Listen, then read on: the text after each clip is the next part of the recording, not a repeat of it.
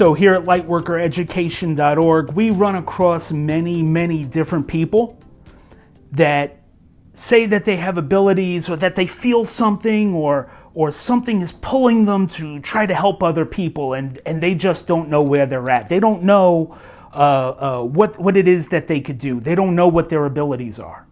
That's where we come into play. We're going to help you figure that out. And so we've figured out that usually there's 4 stages that most people would fall into, okay?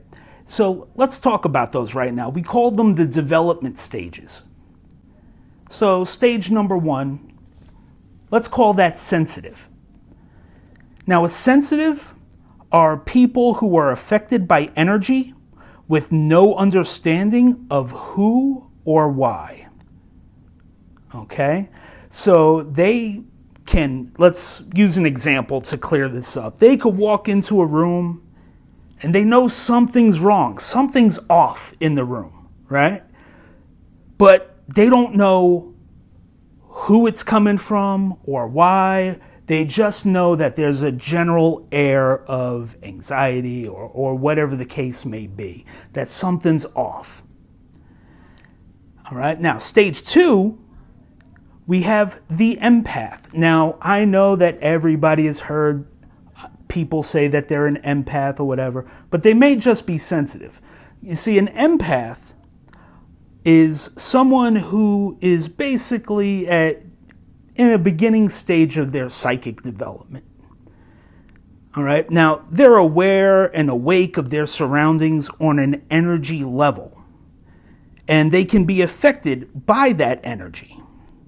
All right, so it's pretty much the same thing as a sensitive, where they're affected by energy, but they're aware and awake of their surroundings during it. So let's use that same example.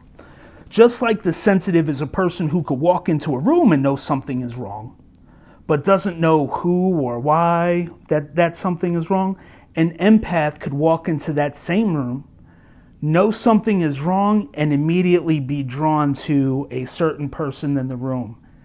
That's where the energy is coming from. But they may not know why. And then you have a psychic. We'll call it stage 3, for lack of a better term. The psychic. Now, a psychic is someone who has full access to their 6th sense. And we've spoken about the 5 psychic senses already. And you know by now that those 5 psychic senses all encompass the 6th sense. We'll just call it the 6th sense to make it easy. So a psychic is someone who has full access to their 6th sense. Now, using that same example. Now, a psychic walks into the room. Just like the empath, just like the sensitive, they know something's wrong. They immediately get drawn over to this guy over here in the corner, just like the empath. Except the psychic sense kicks in, and now they're like, oh, hey.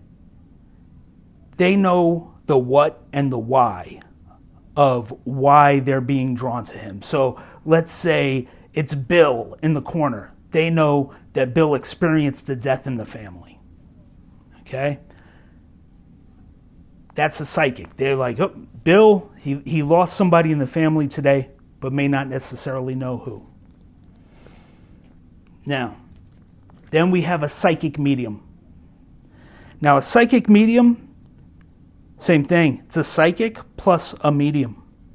And so that person has full access to their 6th sense, but they also have the capability to communicate with souls who have passed, who have crossed over, who have died.